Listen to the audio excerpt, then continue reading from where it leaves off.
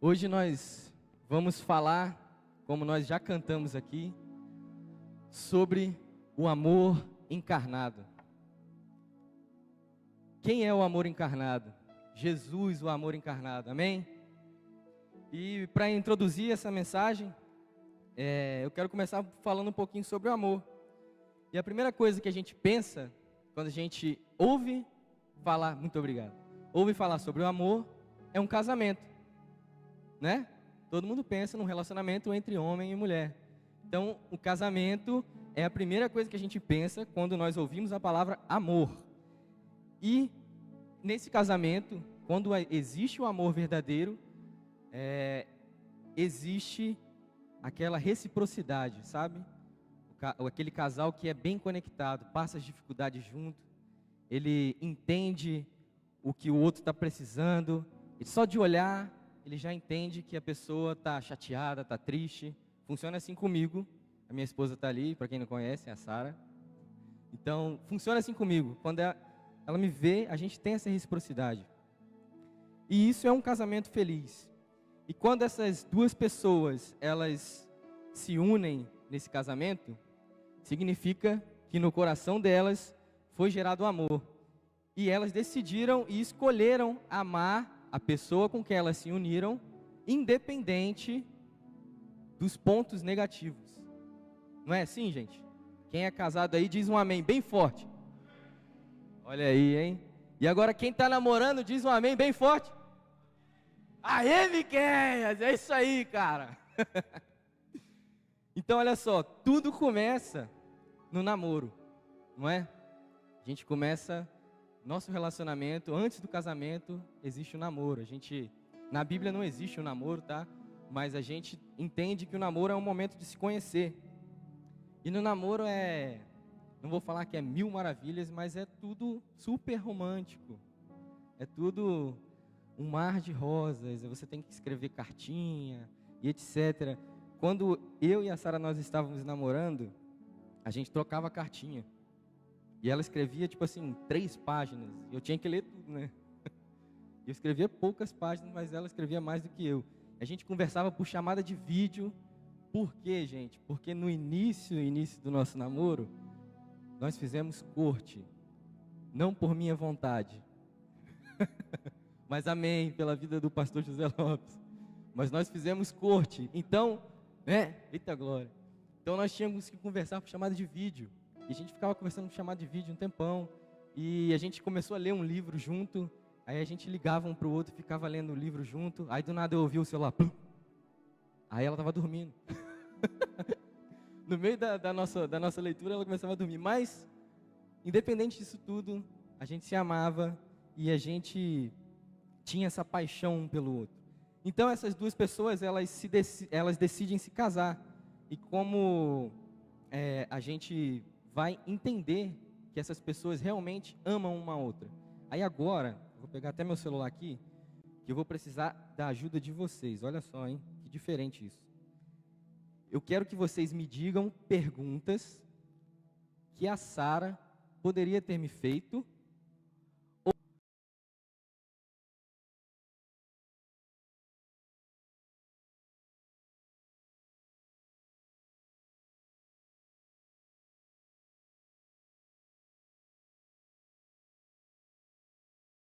Para vocês entenderem. Por exemplo, ela poderia me perguntar: quando você vai dormir, você pensa em mim?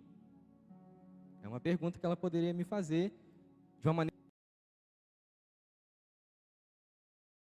Não vale a pergunta assim. Você me pergunta assim.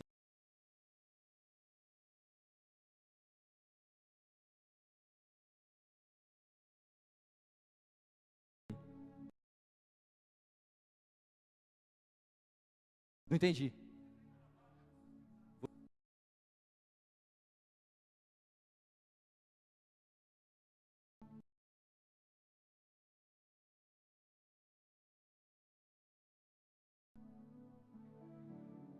Não entendi.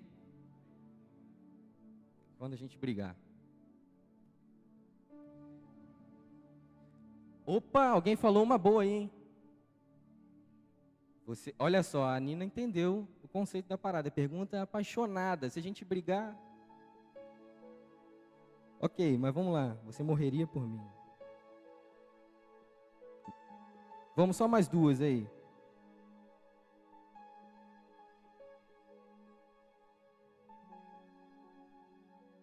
Nossa, essa foi grande, hein? Você continuaria, vou botar diminuindo aqui um pouquinho.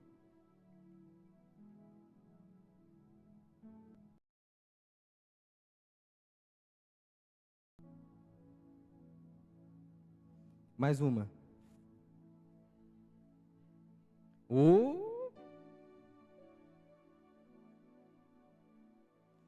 Ok.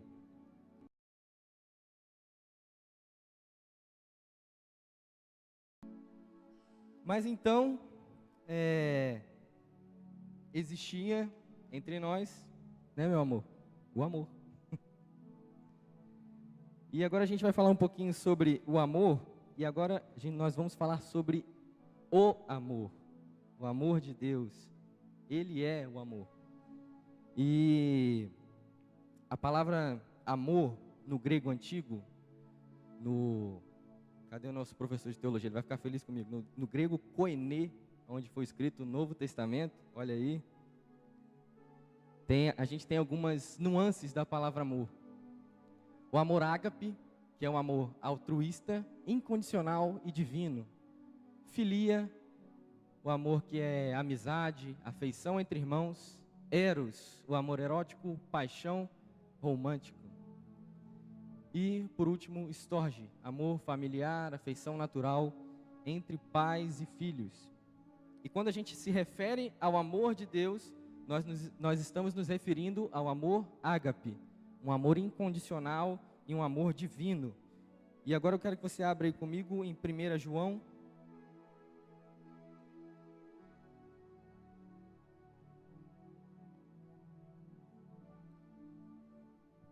João 4, nós vamos ler o versículo 8 a princípio, mas você deixa aberto aí em 1 João.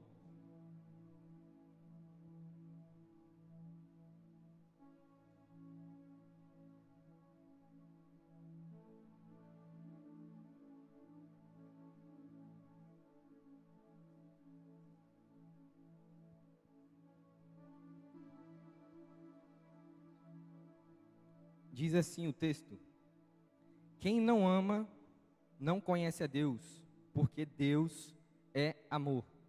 Então, olha só, Deus em sua definição, Ele é o amor. E há uma citação de um escritor que vocês conhecem com certeza, que é C.S. Lewis, e ele descreve o amor ágape como o amor que procede de Deus, que não é atraído pela beleza do amado, mas dá valor ao objeto amado. Então, olha só que interessante, o que a gente pode entender disso aqui? A natureza de Deus é o amor ágape, né? Ele tem origem no próprio Deus. E ele é caracterizado pela iniciativa e generosidade e fidelidade. Existe e ele é independente. Não precisa Deus existir para o amor de Deus existir. Ele é o amor. Amém? Todo mundo entendeu isso? E esse amor, ele procede de Deus e não nasce no ser humano. Então, o amor ágape, ele só pode ser emanado, digamos assim, somente em Deus. E quando a gente, ainda em João 4, a gente lê o versículo 7, olha só o que esse versículo vai nos dizer. Amados, amemos uns aos outros, pois o amor procede de Deus. Aquele que ama é nascido de Deus e conhece a Deus. Então, somente em Deus, quando nós temos Deus, nós podemos amar o nosso próximo, podemos amar a nossa esposa, os nossos familiares. Somente em Deus. Por que isso, Juan? Porque é como se o amor ágape, ele fosse isso aqui, ó. Muitos de vocês precisam de óculos, né? Então, o amor ágape é como se fosse a lente para nós enxergarmos todos os outros amores que foram descritos ali. O amor filia, o amor eros, o amor storge. Por quê? Porque o ágape traz a clareza. Assim como a lente do meu óculos traz clareza, eu consigo enxergar vocês, consigo ler. O amor ágape faz isso. Através do amor ágape, quando a gente coloca os olhos do Senhor em nós, nós conseguimos emanar todos os outros amores. Então, olha que interessante, através do amor ágape, é que nós podemos amar. É o que o texto nos diz aqui, ó. Vou ler mais uma vez. Amados, amemos uns aos outros, pois o amor procede de Deus. Aquele que ama é nascido de Deus e conhece a Deus. Então, olha que interessante. Será que a gente está amando realmente? Será que nós estamos olhando com amor para o nosso próximo, usando as lentes do amor ágape? Será que realmente nós estamos amando a Deus de coração? Ainda em 1 João, vai dizer no versículo 19 e 20 o seguinte: nós amamos porque Ele nos amou primeiro. Se alguém afirmar, eu amo a Deus, mas odiar o seu irmão, é mentiroso. Pois quem não ama o seu irmão, a quem vê, não pode amar a Deus, a quem não vê. Ficou bem claro aqui, que nós precisamos colocar as lentes do amor ágape em nós, para que nós possamos amar o nosso irmão verdadeiramente, como Deus nos ama. E agora a gente vai começar a falar um pouquinho sobre o amor que foi enviado a nós, que é Cristo. Amém? Olha aí que bonito. Esse telão ficou muito maneiro, né? Então olha só, a gente precisa enxergar com os olhos de Cristo, enxergar com os olhos do amor encarnado. O nosso padrão de cristão e de ser humano é Jesus. É o padrão que foi enviado dos céus. Esse é o padrão. Quando Jesus ele veio à terra, foi estabelecido um padrão. Sejam meus imitadores. Todo mundo sabe disso, amém? E a gente vai ler agora um pouquinho mais para frente aí, em Apocalipse 2, 1 a 7.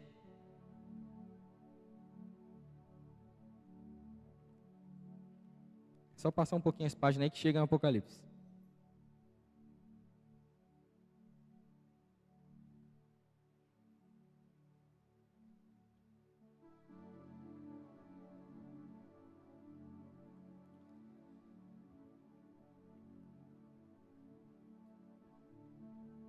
Diz o seguinte: ao anjo da igreja em Éfeso, escreva. É a revelação de Jesus, né, a João. Essas são as palavras daquele que tem as 7 estrelas em sua mão direita e anda entre os 7 candelabros de ouro. Conheço as suas obras, o seu trabalho árduo e a sua perseverança. Sei que você não pode tolerar homens maus, que pôs à prova os que dizem ser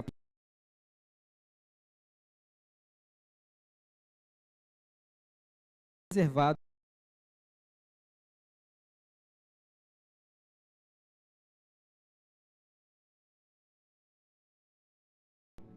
Lembre-se de onde caiu, arrependa-se e pratique as obras que praticava no princípio.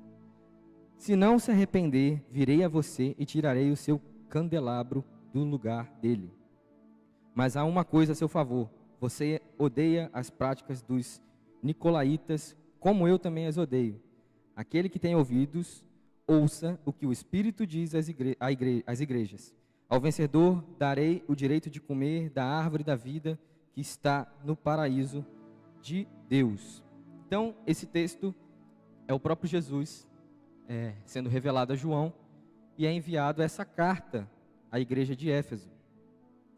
E olha que interessante, o próprio Jesus está falando que está feliz por tudo que eles passaram, certo? Opa, saiu o meu retorno aqui.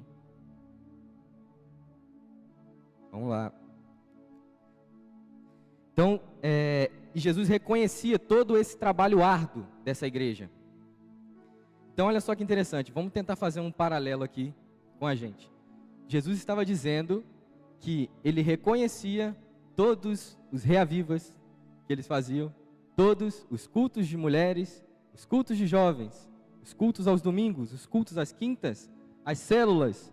Jesus estava vendo tudo isso e ele percebeu que havia perseverança, e que, glória a Deus que havia perseverança nessa igreja.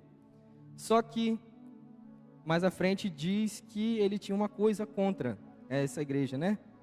Contra você, porém, tenho isto: você abandonou o seu primeiro amor. Então olha que interessante. Jesus, ele não queria dessa igreja apenas um fã-clube.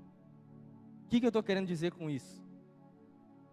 Um clubinho que sabia falar sobre ele, sabia vir na frente, pregar, falar todas as informações a respeito dele, sabia fazer os cultos, sabia como funcionava a liturgia do culto, sabia que precisava fazer isso para acontecer o reaviva, o culto de jovens.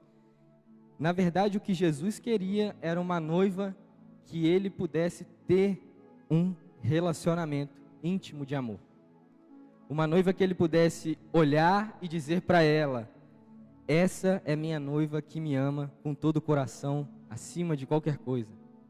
Então, ele queria esse coração dessa igreja. E ele quer esse coração de nós. Acima de, vamos fazer acontecer um evento, vamos trazer pessoas de fora, vamos trazer e encher essa igreja, vamos colocar tela nova, vamos colocar iluminação. Jesus, ele quer, acima de tudo, uma noiva que ame ele verdadeiramente, que tenha um relacionamento íntimo. E olha só como é que é interessante, como a gente está fazendo um paralelo com o relacionamento humano. Quando nós temos intimidade no nosso casamento, no nosso namoro, nós queremos passar muito tempo com a pessoa. A gente quer aproveitar cada segundo, cada segundinho ali, né, junto com a pessoa. E com isso, o que acontece? Por exemplo, no casamento, a esposa, ela conhece e sabe o jeito de lidar com as coisas, assim como o marido também, certo? Então, por exemplo, quando eu estou chateado, estressado, fica bem visível, mas a Sara sabe que eu estou estressado, sabe que eu estou chateado, sabe que eu estou triste. E aí, da mesma forma, eu sei que ela também, quando ela está. E a gente não precisa falar nada. Eu chego em casa, se eu estiver chateado, ela vai perceber. Mas por que isso acontece? Porque em todo o período de relacionamento, nós fomos criando intimidade. E a partir dessa intimidade, quando ela me olha, ela já sabe o que está acontecendo. E assim, a mesma coisa comigo, para ela. E é isso que Jesus queria. Uma noiva que ele tivesse intimidade. É isso que ele quer de nós. Ele quer que nós olhemos para ele. E quando a gente olhar para ele, a gente fala assim: tá bom, Jesus, eu entendi o que o Senhor quer que eu faça. Ele não precisa falar. Sabe, quando a gente chega num momento desse aqui, de culto, de celebração, o pastor Vauner colocou muito bem aqui, nós estamos entregando a nossa adoração ao Senhor. Ele quer que a gente chegue aqui, a gente olhe para ele e a gente pense: Jesus, eu já sei o que eu tenho que fazer. Eu já entendi o que o Senhor quer de mim essa noite. E não ficar esperando a liturgia acontecer. Eu não estou falando que isso é errado. Isso é uma organização e o próprio Paulo disse isso para nós, que nós precisamos ter ordem e decência no culto. Mas acima disso, o nosso amor ao Senhor tem que ser um amor de um relacionamento íntimo. Porque é isso que Ele quer de nós. Mas aí talvez a gente possa estar pensando assim, né? Nossa, mas é assim mesmo? Deus é carente desse jeito? Que Ele precisa tanto assim da gente?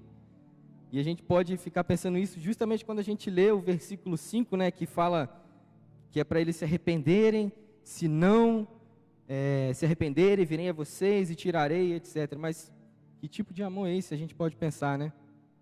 Só que esse amor, Jesus adverte a igreja e nos adverte essa noite, porque Ele e só Ele sabe que nós precisamos estar com Ele no primeiro lugar. E não por causa de nós, quer dizer, não por causa dele, por causa de nós. Jesus, ele não precisa da minha adoração, ele não precisa de eu vir aqui ficar falando sobre ele no microfone. Ele não precisa que vocês venham aqui todo domingo. Mas nós precisamos estar aqui. Nós precisamos nos colocar dentro desse relacionamento de intimidade com o Senhor. Não é por causa dele, é porque nós precisamos dele. Amém? Todo mundo entende isso? E Luciano Subirá, em um dos livros que ele escreveu, ele diz o seguinte: o Senhor não necessita do nosso amor e atenção, não necessita que coloquemos em primeiro lugar em sua vida, tampouco precisa da nossa adoração ou obediência. Quem precisa dele nesse lugar de distinção somos nós, é para o nosso próprio bem. Somente assim não nos perderemos diante daquilo que promove a concorrência ao senhorio de Deus. Então, o que eu acabei de dizer, nós precisamos nos colocar neste lugar, porque dessa forma o senhorio de Deus não é roubado na nossa vida. Ele se torna o mais importante. E o título desse livro, inclusive, é Até que Nada Mais Importe. Porque somente no amor ágape, no amor de Jesus, há total satisfação. Com as lentes do amor ágape, nós conseguimos viver todos os outros amores da nossa vida. Tudo é ganho na nossa vida. Então, quando colocamos Ele em primeiro lugar na nossa vida, Ele se torna o Senhor de tudo o que nós temos e tudo o que nós somos. Não há nada mais que importa para a gente, a não ser esse amor dEle. E quando a gente diz isso, né? A gente pensa que, mas aí eu não vou fazer mais nada na minha vida, né? Não vou trabalhar, vou ficar lá só o dia inteiro. Não.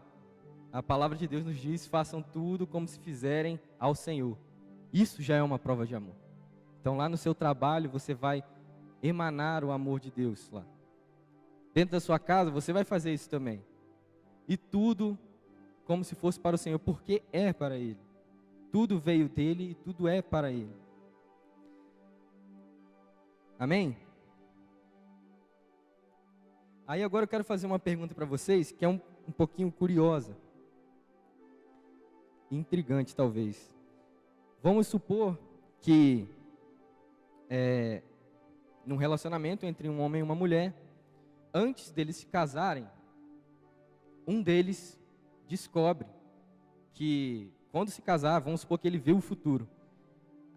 Aquela pessoa com quem ele vai se casar, vai trair ele mais de sei lá quantas vezes. Vocês acham que em sã consciência, essa pessoa continuaria a ideia de se casar com essa pessoa que iria trair? Com certeza não. Isso é óbvio. Só que o que acontece, meus amigos? Isso é o que acontece com a gente. Jesus olha para a noiva dele e ele vê, eles vão me trair. Eles vão preferir o pecado. Algumas situações, eles vão escolher não andar naquilo que eu tenho para eles. Em outras situações, eles vão escolher ficar olhando o Instagram, ao invés de abrir a minha carta de amor. E mesmo assim, Ele escolheu nos amar. Por quê? Porque o Senhor é misericordioso. E a boa nova para mim e para você é que desde sempre Ele tinha um plano.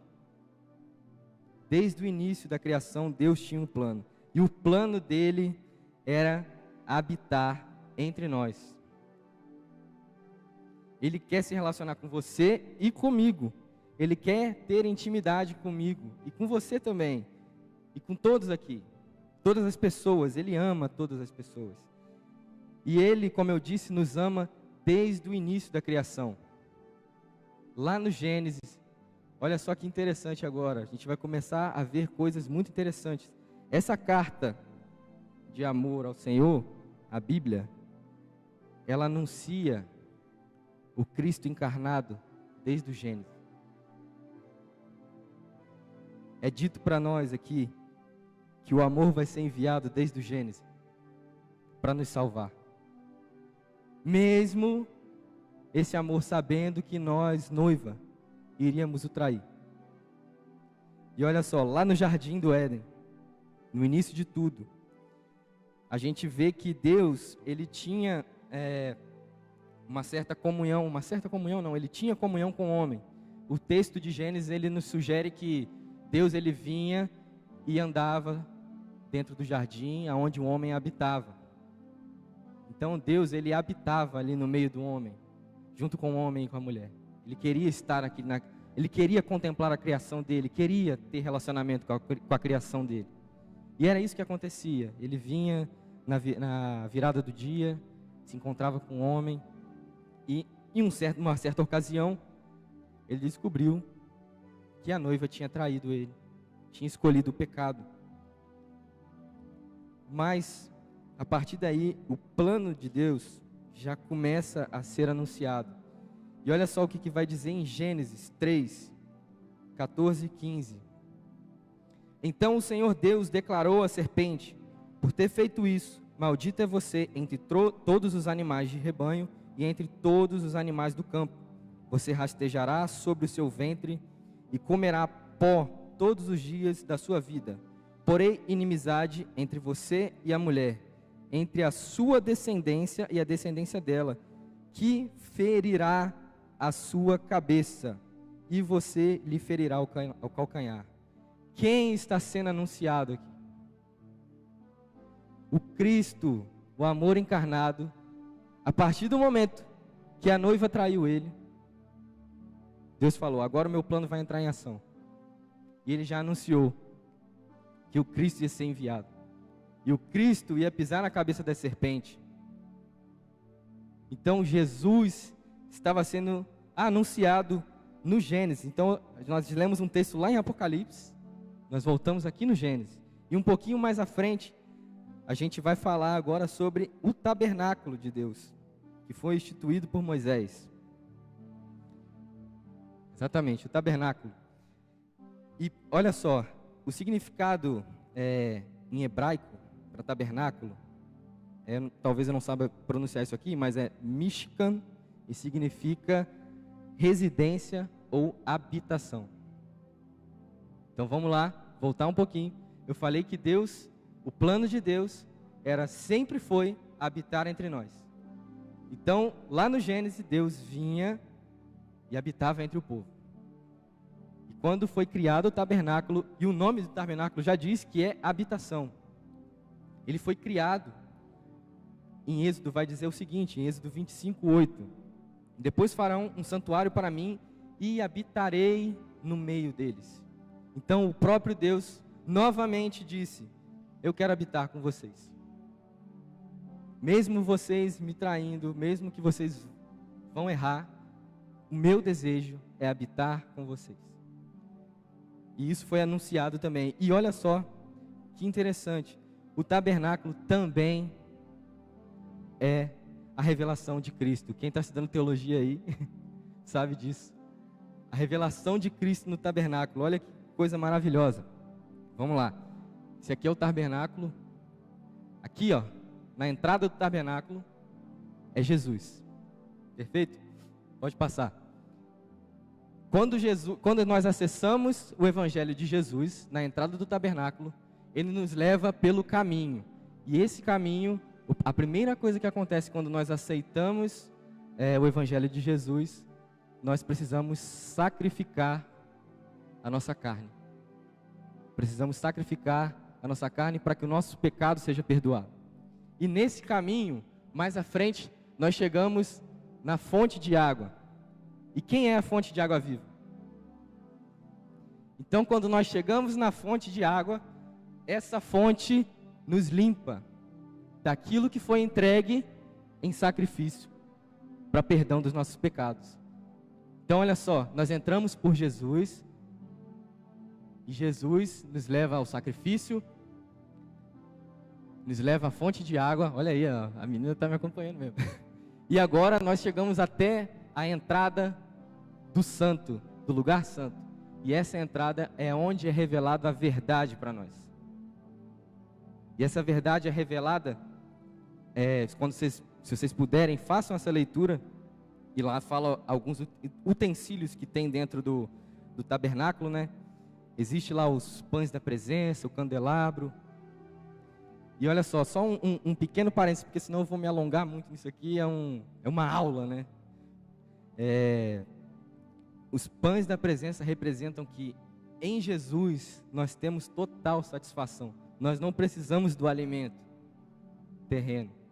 E o candelabro nos mostra que há luz em Jesus. Então, a luz é aquilo que abre o nosso entendimento. Então, nele existe a verdade.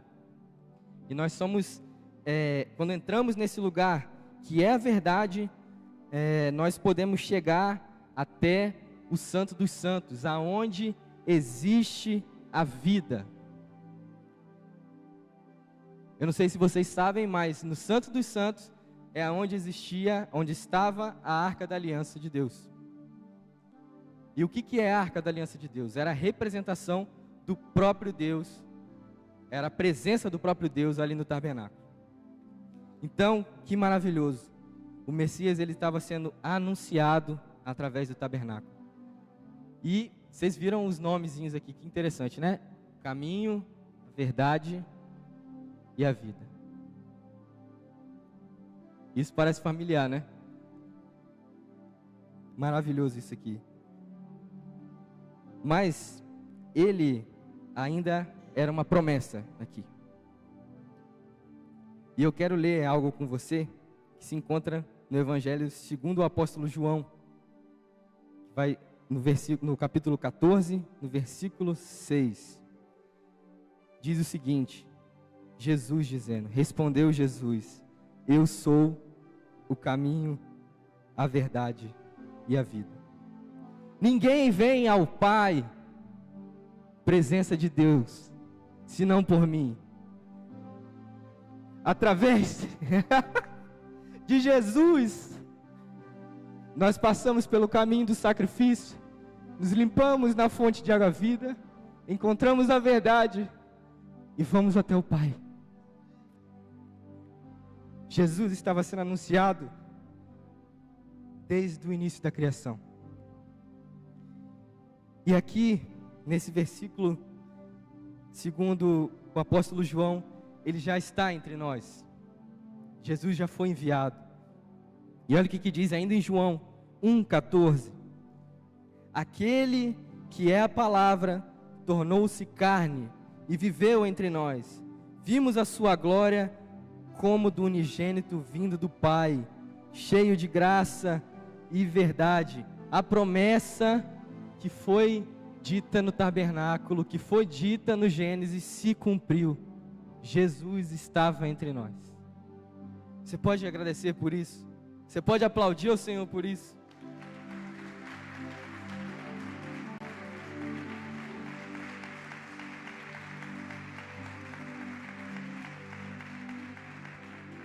Aleluia! Glórias ao nome do Senhor. E olha só, a gente vai ler aqui um trechinho de Hebreus 9.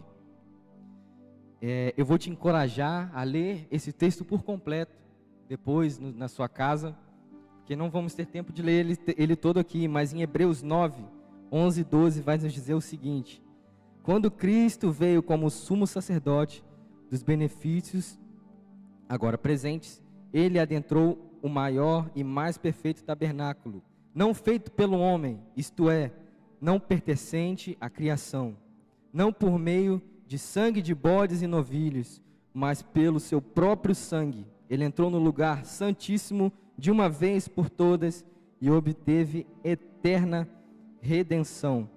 Então, a partir do sacrifício de Cristo, o sacrifício perfeito, nós temos acesso ao Pai.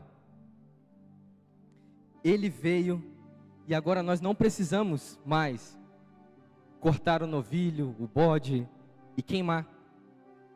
É só a gente orar.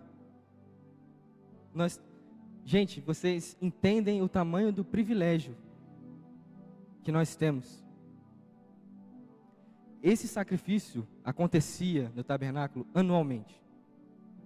Ou seja, se você por algum motivo pecou e morreu antes do sacrifício acontecer, foi triste. E nós temos esse privilégio agora. E esse era o plano de Deus. E estando ele prestes a ser crucificado, ele fez um pedido ao Pai por nós. Em João 17, 20 a 26, vai dizer o seguinte. Se vocês quiserem abrir aí, João 17, 20 a 26.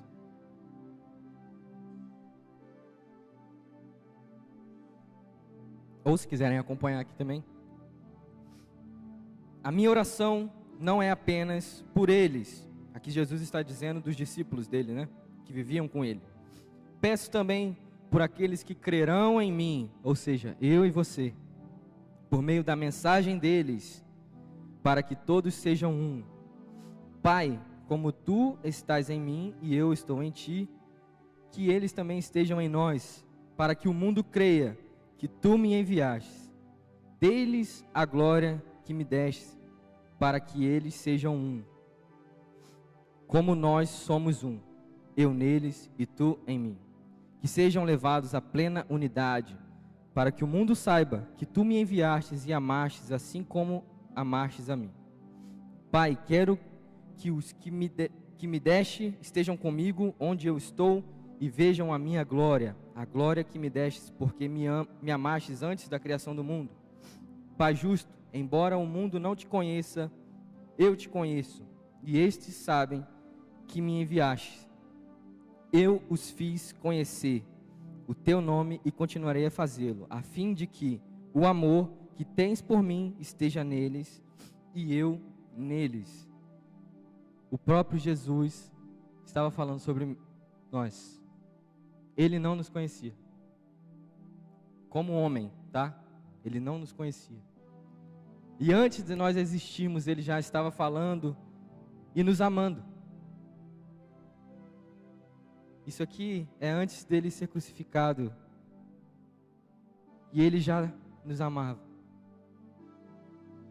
Então vamos voltar um pouquinho. Nós falamos que o plano já foi anunciado lá no Gênesis. O plano foi, a promessa começou a ser concretizada no Êxodo, no tabernáculo.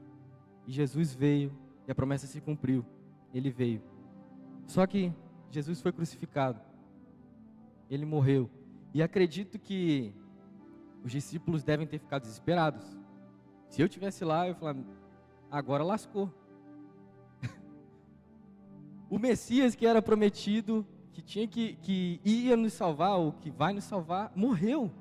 O que a gente vai fazer? Deu ruim. Mas ele disse que será enviado a vós o Espírito Santo Consolador. E foi enviado a nós o Espírito Santo. Mesmo após a sua morte e ressurreição aos céus, ele não nos abandonou. Foi enviado a nós o Espírito Santo Consolador. E olha só o que vai dizer em Gálatas 4:6. Porque vocês são filhos, Deus enviou o Espírito do seu Filho ao coração de vocês. E ele clama, Abba, Pai. O Espírito Santo habita em nós agora. Lembra do plano de Deus? Habitar entre nós. Deus ele vinha, habitava no jardim. No Êxodo, ele queria habitar entre os homens no tabernáculo. E agora, ele habita em nós. O Espírito Santo habita em nós. E Jesus, ele quer que nós estejamos com ele a todo momento. Ele quer que nós colocamos ele no primeiro lugar, como eu disse. Mesmo sabendo que a gente vai trair ele. Mesmo sabendo que a gente vai colocar outras coisas em primeiro lugar. Ainda assim, ele aceitou passar pela cruz por nós. Por amor, ele sofreu aquilo que eu e você deveríamos sofrer. O pecado que nós deveríamos pagar. Ele pagou por nós. E com isso ele nos fez reino de sacerdotes. E olha que interessante. Reino de sacerdotes. Lembra que lá no tabernáculo era necessário um sacerdote, né? Para fazer o pedido pelo pecado do povo. Agora nós mesmos somos os sacerdotes. E nós temos livre acesso a ele. Nós não precisamos de uma pessoa que vai lá pedir por nós.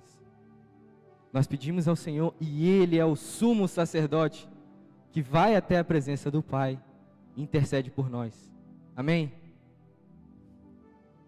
E cabe a nós, agora que entendemos isso, reconhecer que ele precisa estar em primeiro lugar em tudo em nossa vida. só existe amor se houver reciprocidade. Lembra que a gente falou lá no início que para um relacionamento humano existir entre um homem e mulher, precisa haver reciprocidade. Então, se eu amo a minha esposa e quero casar com ela, o sentimento dela por mim tem que ser o mesmo. Precisa haver reciprocidade. E Ele nos amou. Então, Ele já fez o primeiro passo. Qual que é o nosso passo? Qual que é a nossa postura diante disso tudo que nós conversamos aqui? Qual que é o nosso posicionamento em relação a essa história que foi contada aqui do tabernáculo do Gênesis? O amor que foi enviado. Qual que é a nossa postura diante desse amor? Será que nós temos realmente amado a Deus de todo o nosso coração, a ponto de dizer que nada mais importa? Paulo diz que ele considerava tudo como perca, como esterco, diante daquilo que estava por vir em Jesus. E eu faço uma pergunta para vocês: o que será que Paulo viu? O que será que ele viu para considerar tudo como perca? Tudo. Ele não falou, considero essa parte como perca, essa outra aqui, mas isso aqui não. O que ele viu? O que Paulo enxergou ao considerar tudo como perca? Será que nós temos enxergado o verdadeiro amor assim? O amor encarnado, nós temos enxergado ele assim? E talvez você aí está, como a gente está falando aqui sobre amor, sobre o primeiro amor, você talvez comece a lembrar daquele sentimento de quando você teve o seu encontro com Cristo. Sabe, aquele momento, aquele dia que Ele tocou o seu coração e você só quis amar Ele e nada mais importava, só queria estar ali na presença dEle. Aquele dia que seu coração queimava de amor por Ele. Aquele dia que não importava quem estava sentado do seu lado, você queria demonstrar seu amor para Ele. E talvez seu coração está sendo lembrado disso, ou talvez você ainda não teve esse primeiro encontro. E enquanto eu falo sobre isso aqui, o seu coração pode estar começando a queimar, a entender sobre esse amor. Esse amor que constrange a gente. Esse amor que, apesar do nosso pecado, nos ama incondicionalmente. E eu queria que vocês se colocassem de pé.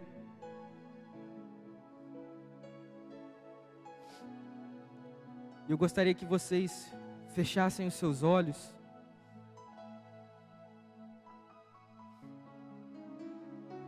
Imaginassem que o Cristo, o amor encarnado, subiu pelas escadas desse templo aqui e chegou aí pertinho de você. E Ele quer te fazer algumas perguntas e te responder outras.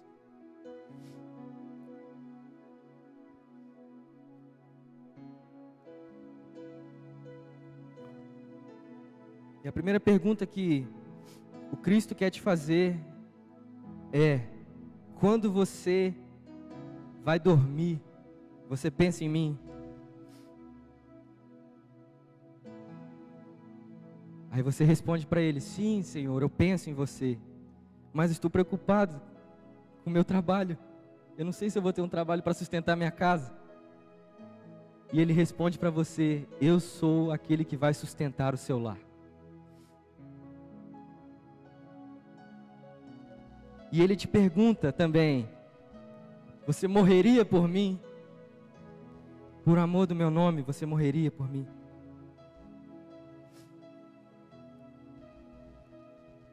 E Ele fica feliz em saber que você morreria por Ele. Mas aí você quer fazer uma pergunta para Ele: sim, Deus, eu morreria por você, Mas, Senhor, será que o Senhor continuaria me amando, mesmo com os meus defeitos, mesmo com todos os meus defeitos? E Ele te responde: eu te amo, porque você é a minha criação. Eu te amo, porque você é o meu filho amado. Eu te amo independente dos seus defeitos e dos seus pecados. Você precisa sim corrigir os seus pecados e os seus erros. Você precisa mudar. Mas eu, o Pai de amor, o amor ágape, o amor incondicional, amo você.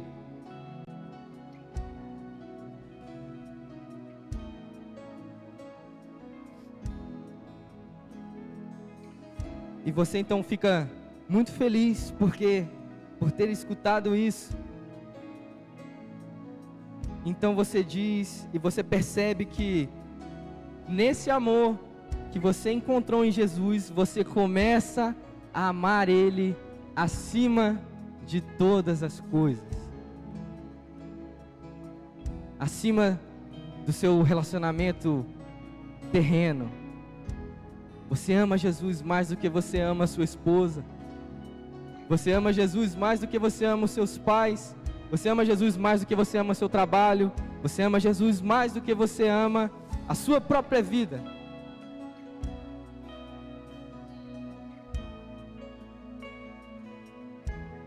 E agora eu quero te fazer um convite. Qual é a sua demonstração de amor a esse amor encarnado?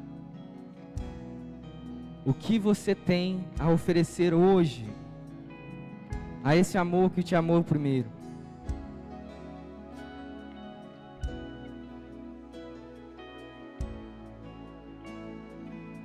Sabe, quando a gente tem um time que a gente torce, a gente gosta muito desse time e nós somos aquele torcedor fanático. Nosso time faz um gol, a gente vibra de alegria, a gente vibra e a gente tira foto, posta no Instagram, posta no status do WhatsApp, e nós ficamos muito felizes porque o nosso time está ganhando. Mas e a demonstração de amor pelo Senhor? Quando que nós postamos algo sobre Ele, sobre o nosso amor por Ele na nossa rede social? Algo simples. Aonde estão as demonstrações de amor pelo Senhor? Aonde estão as lágrimas? Aonde está aquele tempo gasto? Aquele tempo de choro? Aquele tempo de entender dEle, o que Ele quer de nós? Aonde está aquele momento de sentar aos pés dEle e apenas contemplar, como nós fazemos nos nossos relacionamentos? Nós ficamos ali com aquele olhar apaixonado pelo nosso esposo, pela nossa namorada, pelos nossos pais. E aonde está isso? Aonde está essa demonstração de amor pelo Senhor? Sabe, quando nós ouvimos isso na quinta-feira, Jesus ele veio estar na casa de Marta e Maria. E Maria, ela escolheu a boa parte. Ela sentou aos pés do Senhor. E ela estava olhando cada detalhe. Se Jesus respirasse um pouquinho mais devagar, ela estava ali contemplando isso. Se ele falasse uma palavra a mais, ela estava observando. Se ele piscasse um pouquinho mais lento, ela estava observando. Porque ela não podia perder a presença do amor encarnado dentro da sua casa. E o Espírito Santo foi enviado a nós e Ele está aqui no nosso meio. Ele está no seu coração. E mais uma vez eu te pergunto, qual que é o seu posicionamento e qual que é a sua demonstração de amor ao Senhor?